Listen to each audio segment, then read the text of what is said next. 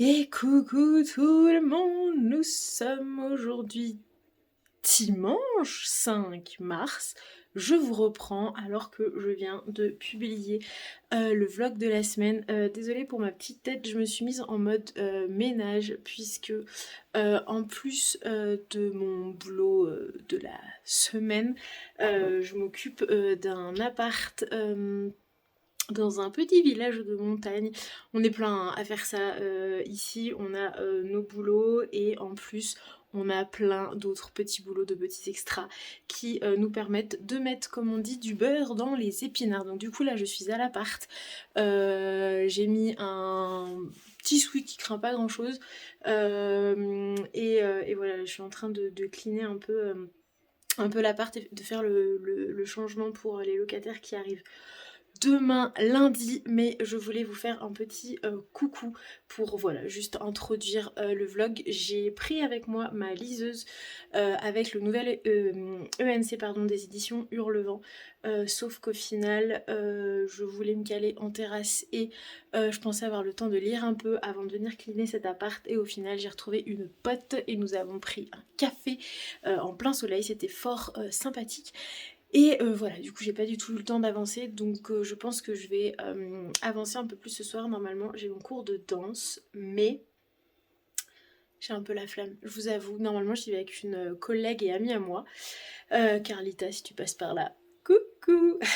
Et là je vous avoue que les précédentes semaines elle a pas pu venir et j'ai réussi à me motiver pour y aller. Et là je lui ai fait un petit message en lui disant écoute Carla, vas-tu au cours ou non? Si tu y vas, je me motive. Si tu n'y vas pas, clairement je pense que les forces et la motivation m'abandonnent complètement. Voilà, mais à la fois si j'y vais pas, ce sera aussi l'occasion pour moi de bouquiner. Bref, voilà, je vous laisse là-dessus. Je vais vous montrer la vue, parce que vraiment la vue de l'appart est hyper. Je vais vous montrer si j'arrive à ouvrir. Ouh, la poignée. Bon, après on a une espèce de voile bizarre là, mais c'est plutôt pas mal quand même. Et toujours pas de neige comme vous pouvez le constater. Normalement on a des chutes qui sont annoncées la semaine prochaine. Sauf qu'en réalité, la météo qui ce matin annonçait de la neige à partir de mercredi et ce jusqu'à samedi s'est transformée en neige mercredi, jeudi, vendredi, samedi, dimanche, pluie. L'ISO est clairement remonté, donc voilà, pour nous c'est pas... foufou, mais bon allez, on croise les doigts pour que la météo change encore une fois. Allez, je vous laisse, de toute façon je vous reprends plus tard avec mes lectures en cours, et voilà, j'espère que le dernier vlog vous aura plu, que vous avez passé un bon moment. Je vous laisse parce que j'ai le bras qui, qui s'affaisse. Allez, je vous fais la bise et je vous reprends plus tard.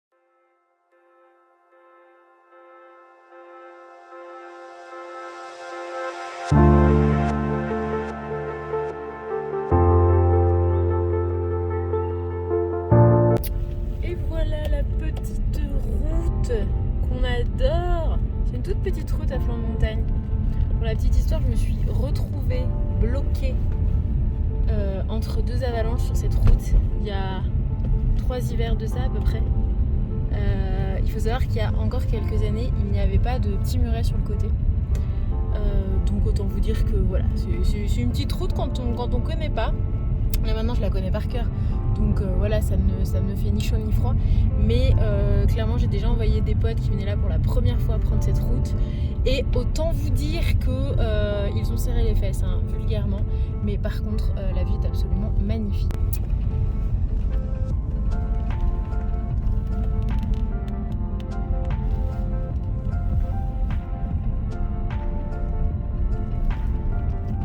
Est-ce qu'on se croirait limite au mois d'avril? Parfaitement.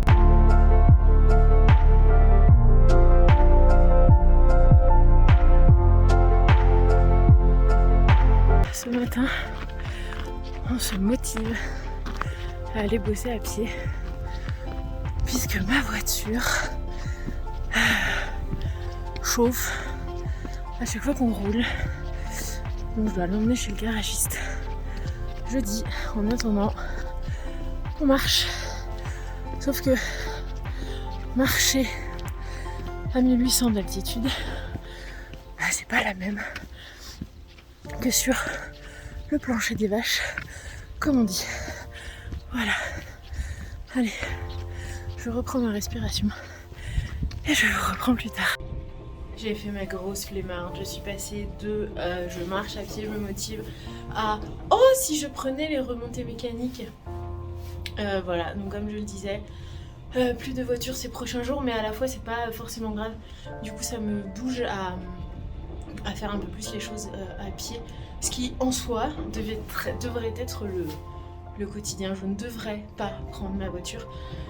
Sauf que du coup c'est une petite orga parce que là du coup j'ai dans le sac à dos le porte-bébé pour ramener mon petit chat de la crèche ce soir, plus mon autre petit chat de l'école. Donc voilà, c'est une petite orga mais c'est plutôt pas mal. Et coucou tout le monde, je suis de retour, nous sommes le jeudi 9 mars aujourd'hui, je suis en pause déj et je voulais prendre quelques minutes pour vous parler de quelqu'un qui a créé quelque chose que j'avais vraiment hâte de recevoir. Il s'agit de Laura, une autre Laura, qui a créé il y a quelques temps Si pour Box. Je ne sais pas si vous en avez entendu parler, il s'agit de box littéraire. Il y en a 3, il y en avait 2, elle en a créé une très récemment. La curieuse, la matrice et la littéraire. La littéraire c'est la nouvelle box qu'elle a créée. Ça fonctionne un peu comme toutes les box qu'on peut connaître, la plus célèbre étant la Cube. Sauf que là vraiment vous recevez dans votre box littéraire des livres qui sont sortis dans les 3 mois précédents du coup la sortie de la box mensuelle et même quasi des fois dans le mois. Donc vous êtes sûr en fait d'avoir des livres qui sont assez récents et c'est surtout que vous avez 99,9% de chances de ne pas avoir encore ce livre dans votre bibliothèque. Du coup j'ai reçu, elle m'a proposé en fait de m'envoyer sa nouveauté, donc la littéraire. En fait la différence entre la curieuse, la matrice et la littéraire. La curieuse, j'ai pris des petites notes pour pas me planter, il y a un livre, une illustration, un marque-page, un thé et une petite surprise. Dans la matrice, c'est les mêmes choses, sauf qu'il n'y a pas un livre, mais 2 livres de poche. Et dans la littéraire, il y a les mêmes choses, mais ce n'est pas du poche, c'est un brochet. La curieuse est à 16€, la matrice à 22 et la littéraire à 24. Et vous pouvez... en fait, il y a différents... dans le choix aussi de la box, ce qui est sympa, c'est que vous avez un choix thématique en fonction de...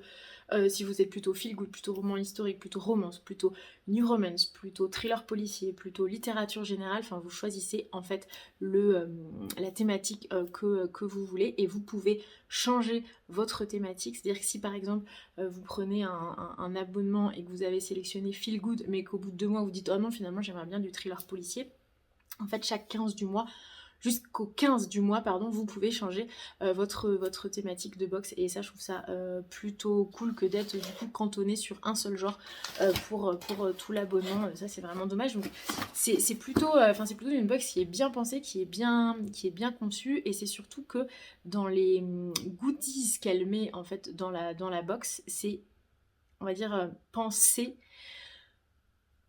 bien pensé en termes de valeur. Typiquement les illustratrices qui font donc les illustrations qui sont dans la box, ce sont de petites illustratrices qui ne sont pas encore très connues mais qui ont un vrai talent.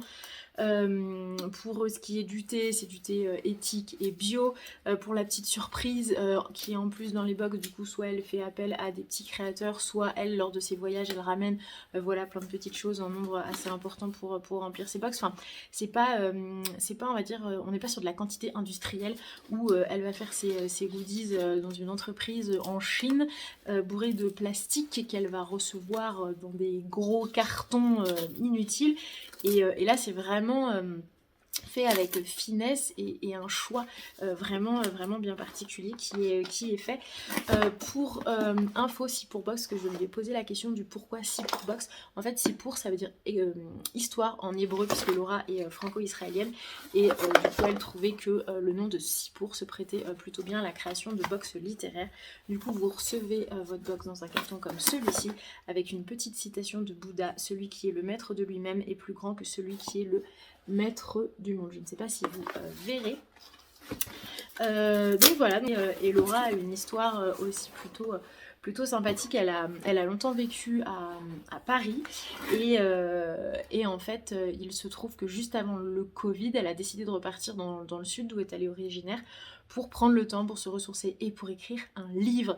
Et à l'issue de ce livre, elle s'est dit, mais en fait, ce serait plutôt pas mal pour rester dans le thème que je crée une box. Donc voilà, tout est né de là. Et voilà, on a un peu échangé sur les réseaux et par mail. Et vraiment, enfin, je sais pas, j'aime beaucoup cette personne, j'aime beaucoup le concept de sa box et le fait que ce soit quelque chose d'assez... j'ai l'impression que c'est personnel, c'est comme si en fait, quand elle m'a présenté, quand je suis allée voir un petit peu son concept de box, c'est comme si c'était une amie qui me concevait une petite box juste pour moi et qui me l'envoyait tous les mois. J'ai vraiment eu cette sensation un peu de quelque chose d'assez unique. Voilà. Du coup, elle m'écrit un petit mot où d'ailleurs elle me propose un code promo du coup pour celles et ceux qui sont intéressés par la box, un code promo de moins 10% valable jusqu'au 31 mars. Et donc du coup le code promo c'est les mots des autres. Du coup comme nous sommes le 8, je vais vous faire une story rapidement pour voilà, pour que vous puissiez profiter au maximum du code promo. Et voilà, je ne vous dis rien, mais il y a autre chose qui se prépare avec cette box. Et elle m'a envoyé ce petit mot sur cette très jolie petite carte sur laquelle on voit marqué Carpe Diem. Alors, nous avons du coup une petite carte mars 2023 qui se présente comme ça. Bonjour à tous, j'espère que vous allez bien. Ça y est, elle est bien là. La toute première édition de la box littéraire est sortie ce mois-ci et nous en sommes très heureuses. Merci beaucoup pour votre accueil et vos commandes. Nous avons mis les 3 livres de la sélection dans l'édito afin de vous donner toujours plus d'idées de lecture. Sinon, pour continuer dans les bonnes nouvelles, Cibourg-Box fête ses 2 ans le mois prochain. Déjà, je n'en reviens pas. Hâte de fêter ça avec vous en avril. Et donc du coup, vous avez les sélections du mois. Ah mais c'est trop bien. C'est vraiment des sorties mais vraiment hyper récentes hein, comme je vous le disais. Donc on retrouve toutes les ça je trouve ça chouette du coup de retrouver toutes les sélections du mois et clairement comme elle le dit ça donne des idées de lecture. Donc sur littérature générale vous avez L'Heure des femmes de Adèle Bréau, donc clairement on est vraiment sur une vraie sortie. Fleur l'Éden d'Olivier Deschamps que j'ai lu. True Crime Story édité chez Le Masque. Manhattan Sunset, Motus et Cœur cousu côté feel good chez Archipel. Le vent te portera, roman historique avant que le monde ne se ferme. Enfin bref, voilà, je trouve ça hyper chouette de retrouver du coup la sélection en fonction de la thématique que vous avez choisie. Il y a un petit laïus sur le thé du mois qui là est issu de Café Michel Terra Etica, qui est une société coopérative et participative que je connais et qui est vraiment chouette puisque je la retrouve dans mon magasin bio et voilà, encore une fois c'est top parce que du coup elle explique vraiment la façon dont ces personnes travaillent. La petite surprise du mois, donc je vais vous la montrer, c'est marqué étiquette magique, donc à voir ce que c'est. Et l'illustratrice du mois c'est Céline Naon et pareil vous avez du coup un petit laïus sur cette illustratrice. L'illustration est bien protégée et mise dans une jolie non mais tout est vraiment, comme je vous dis, j'ai vraiment l'impression que c'est une amie. Oh, c'est trop beau. Non mais regardez. Oh, j'adore cette illustration. Elle est hyper belle.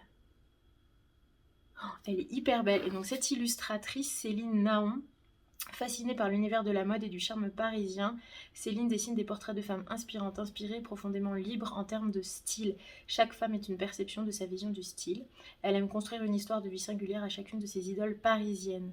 Parmi ces hit girls iconiques, on peut compter la célèbre Gisèle, chapeau rose et outfit méga coloré, l'élégante Emma au regard envoûtant, donc c'est celui-ci, et encore Lou, la solaire qui incarne la liberté avec style et panache. Et bien entendu on retrouve le compte Instagram de l'illustratrice que je vous mettrai du coup dans la vidéo. Nous avons du coup les deux sachets de thé de Café Michel Terra Etica. Donc là c'est un Rooibos Chai, Rooibos d'Afrique du Sud, cardamome, cannelle, gingembre, clou de girofle et Rooibos Earl Grey. Et la particularité de cette société coopérative, c'est que la cueillette se fait 100% à la main. voilà, il n'y a aucune intervention de machine dans la cueillette en fait des plantes, donc autant vous dire qu'on salue la démarche. Et du coup le petit marque-page qui est très joli, très pur, très soft, très zen je trouve, avec du coup une petite citation d'Emma Thompson. Je pense que les livres sont comme les gens dans le sens où ils peuvent s'inviter dans votre vie au moment où vous avez le plus besoin d'eux. J'allais dire où vous en avez le plus besoin. Très joli marque-page, et alors je suis contente parce que pour le coup, quand j'ai vu la sélection des livres, il y a Manhattan Sunset de chez Hugo que j'ai dans ma palle, mais pour le coup celui-ci je ne l'ai pas, puisque bien entendu comme on est en plein Murder Party Challenge, j'ai sélectionné la catégorie thriller policier, et du coup j'ai reçu celui-ci, True Crime Story de Joseph Knox, édité chez Éditions du Masque. L'immersion est totale, éblouissante d'originalité, tour à tour glaçant et désopilant. True Crime Story est incroyablement prenant, nous dit le Times. J'aime beaucoup cette couverture. Et non, j'allais dire, elle me fait penser à... En termes de couleur, mais non, on est plutôt sur un bordeaux puisque sur un rose. Je vous lis le dos. Manchester, 17 décembre 2011. Zoé Nolan, 19 ans, quitte la tour de sa résidence universitaire à l'aube après le déclenchement de l'alarme incendie lors d'une fête organisée dans sa colocation. C'est la dernière fois qu'elle est aperçue vivante. 7 ans plus tard, l'écrivaine Evelyn Mitchell, qui s'intéresse aux disparitions inexpliquées de jeunes femmes, devient obsédée par celle-ci et décide de creuser l'enquête. Alors qu'elle envoie au fur et à mesure de ses avancées les chapitres de ce qui constituera son prochain livre à son ami Joseph Knox, elle disparaît à son tour. Joseph plonge dans ses notes et ses retranscriptions d'interviews et découvre les témoignages des proches de Zoé, de son petit ami à ses parents en passant par ses professeurs, sa sœur jumelle et ses amis. Tout le monde adorait Zoé Nolan. Mais dans ce cas, pourquoi mentent-ils et se contredisent-ils entre eux?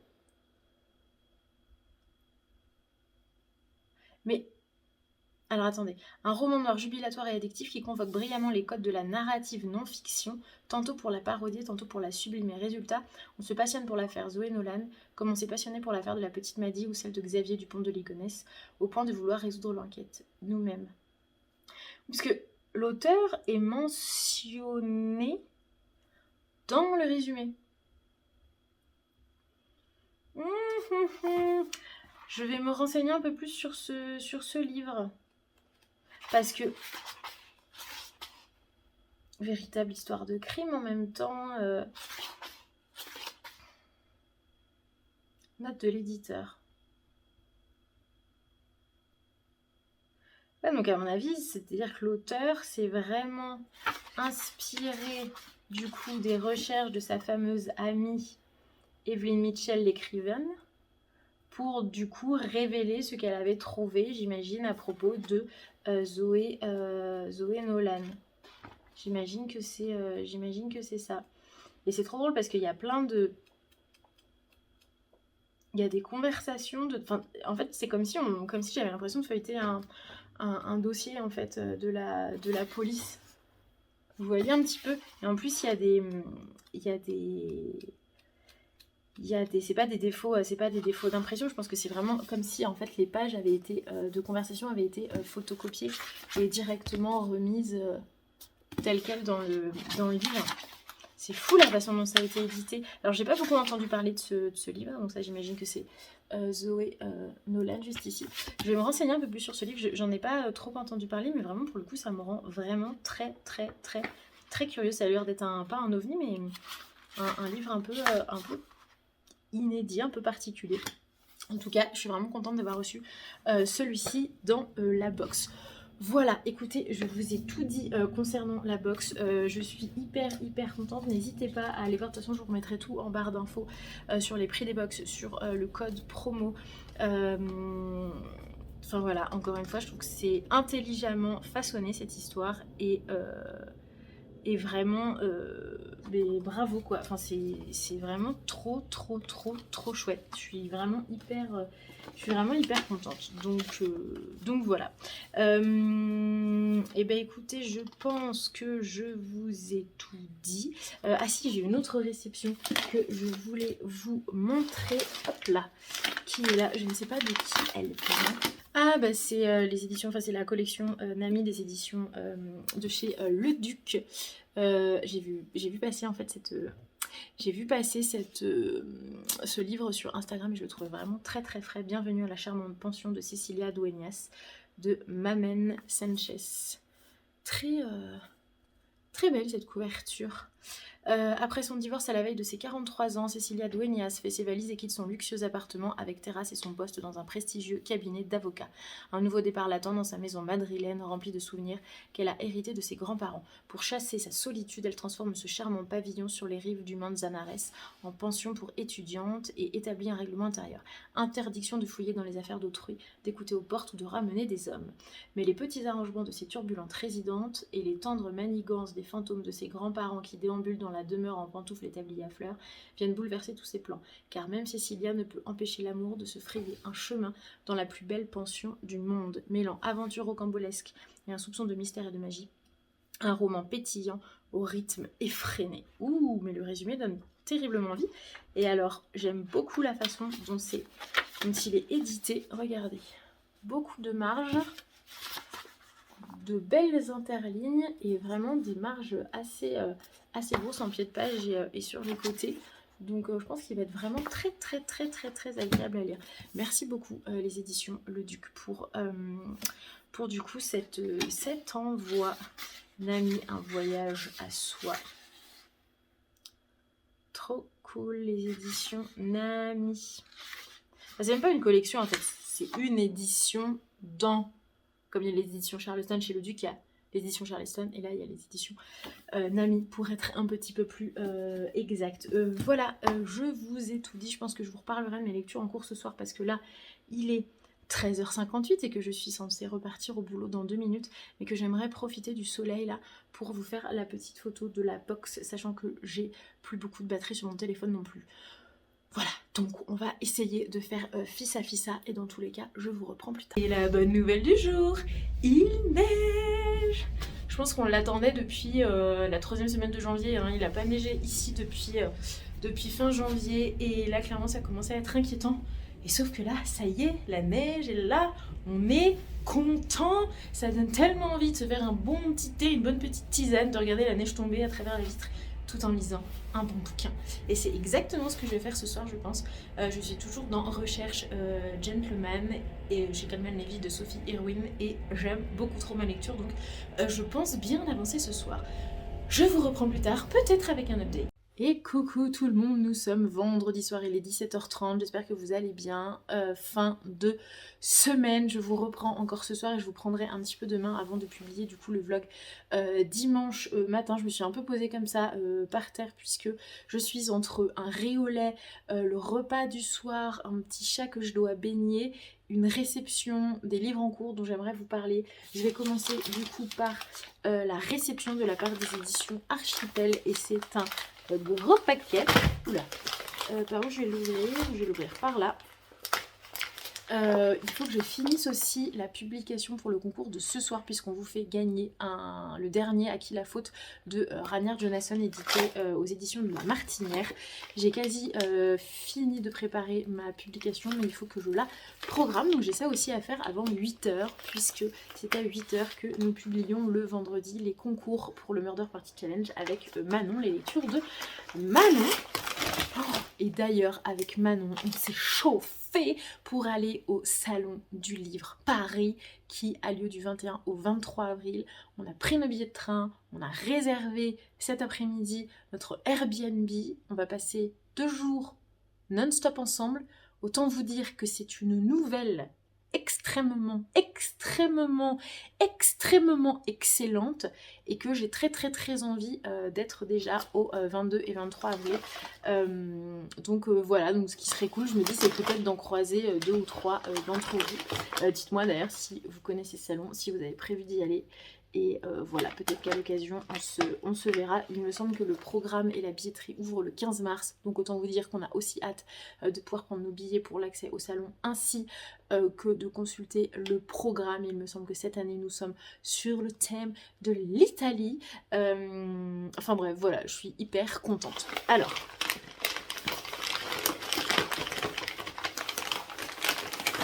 Alors, nous avons... Oh, trop beau! Alors, attendez.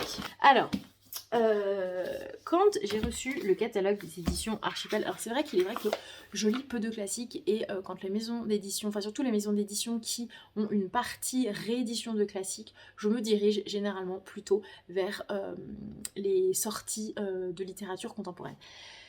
Mais il m'arrive sur certains classiques et sur certaines jolies rééditions de craquer et de me dire ah c'est quand même bien l'occasion de relire des livres que voilà, des titres que j'ai pu lire ou que je n'ai jamais lus, des classiques mais qui me font vraiment grandement envie. Alors voici ce que j'ai demandé aux éditions Archipel.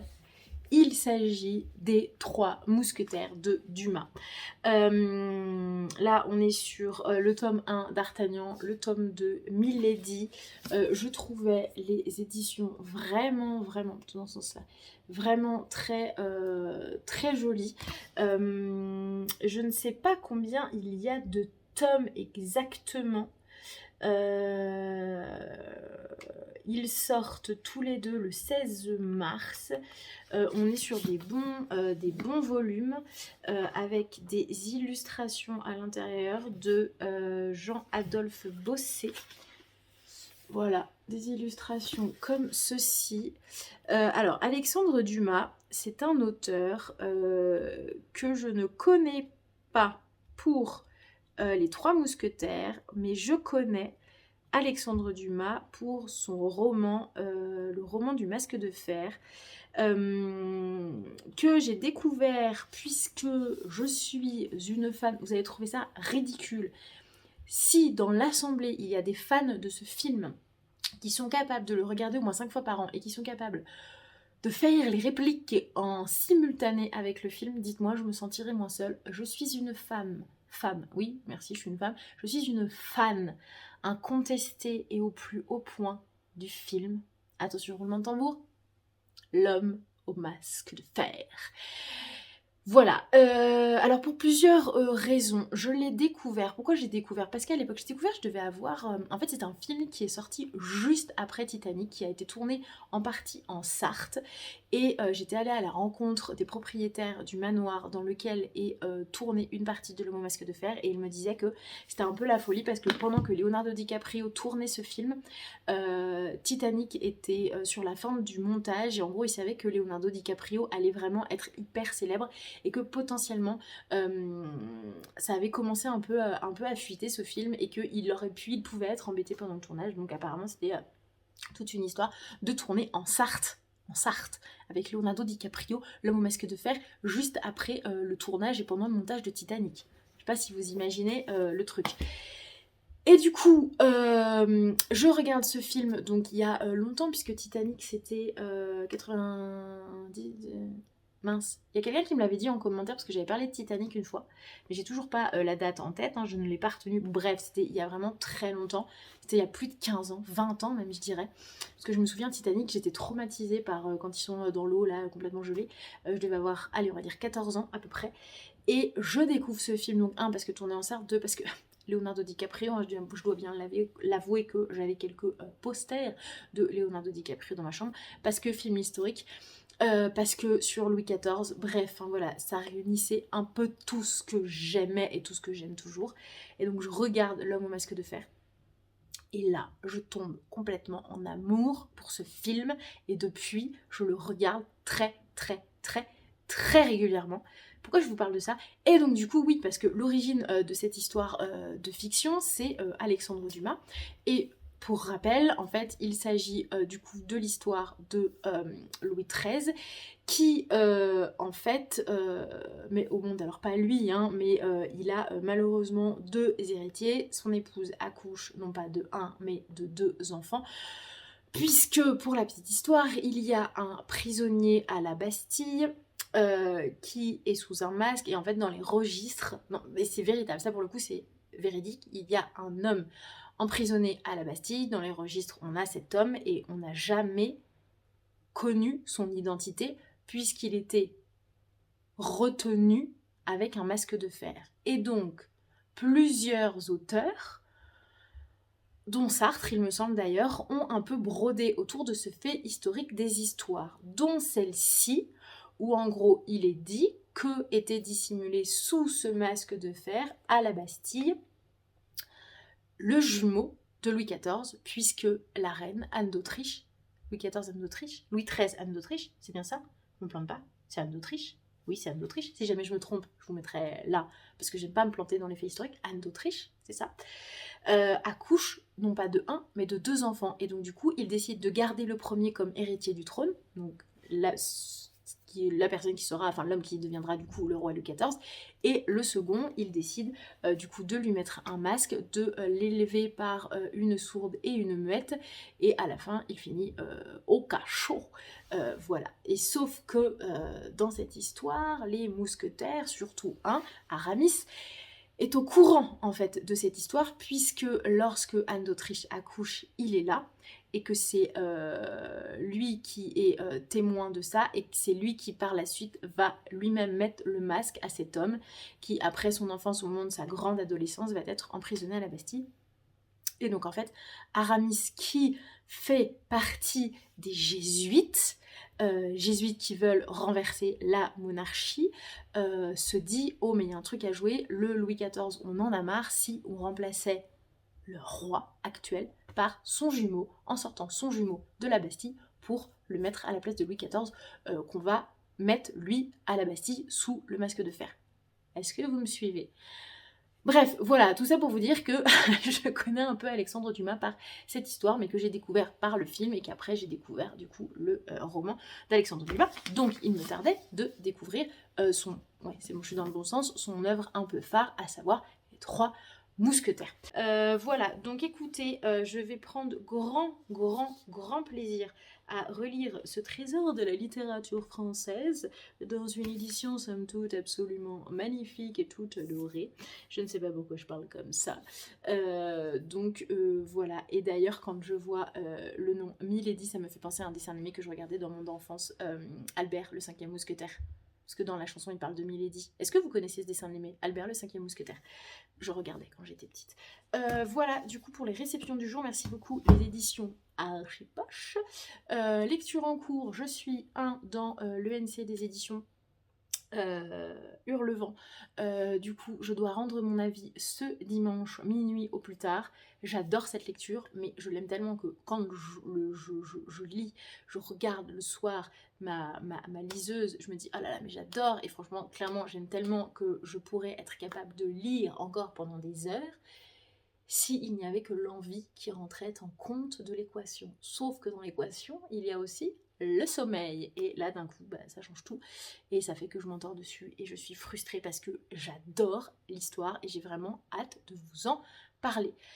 Autre lecture, du coup, Recherche Gentleman, Fortuné, chez Calman Levy, pareil, que j'aime beaucoup. Après, j'ai très envie de lire le nouveau Christelle Duchamp. Après, lundi, j'ai la lecture commune sur le Lucinda Riley. Il y a un poche de chez Archipoche que j'ai envie de lire, il y a un autre livre de chez Calman Levy que j'ai envie de lire, il y a des livres, il y a un livre de chez Fleuve Édition de Delphine Giraud que j'ai très envie de lire, là sa dernière sortie, enfin bref, on est encore dans une boulimie de lecture annoncée, mais bien entendu, je le répète, dans l'équation, il y a le temps, et celui-ci nous fait cruellement défaut, n'est-ce pas? Mais bon, c'est pareil pour tout le monde. Voilà, bon écoutez, je vais m'arrêter là, 8 minutes, c'est bien, je vous ai bien raconté ce que j'avais à vous raconter. Je vais aller donner le petit bain à mon petit chat. Et je vous reprends demain dans la journée. Je vais finir aussi d'écrire ma publication. Bref, allez, je vous reprends plus tard. Et bonsoir tout le monde, nous sommes samedi. Je parle pas trop fort puisque la maisonnée dort. Je rentre de soirée, il est minuit et demi passé. Mais voilà, je tenais à clôturer ce vlog. Il ne s'est pas passé grand chose depuis la dernière fois, hormis que j'ai bientôt terminé la nouvelle ENC des éditions Hurlevent, puisque comme je le disais, je dois rendre mon avis demain soir à minuit. Voilà, donc je pense que je le terminerai demain matin. Et si je suis motivée là, je charge ce bout de vidéo sur le vlog qui doit paraître demain matin sur YouTube. Je finis le montage et je le programme puisque demain matin, je pensais avoir le temps de finaliser le vlog, sauf que J'ai encore un changement d'appart à faire avec des nouveaux locataires qui arrivent. Du coup, je suis pas certaine demain matin d'avoir le temps. Donc si je suis motivée, je vais faire ça ce soir. Minuit et demi. Il y a moyen qu'en 30 minutes ce soit fait, comme ça je laisse la vidéo se charger. Bref, je verrai. Dans tous les cas, merci beaucoup d'avoir regardé cette vidéo jusqu'au bout. N'hésitez pas à mettre un petit like, à mettre un petit commentaire. Je prends toujours un grand plaisir à répondre à vos commentaires. Et dans tous les cas, on se retrouve la semaine prochaine.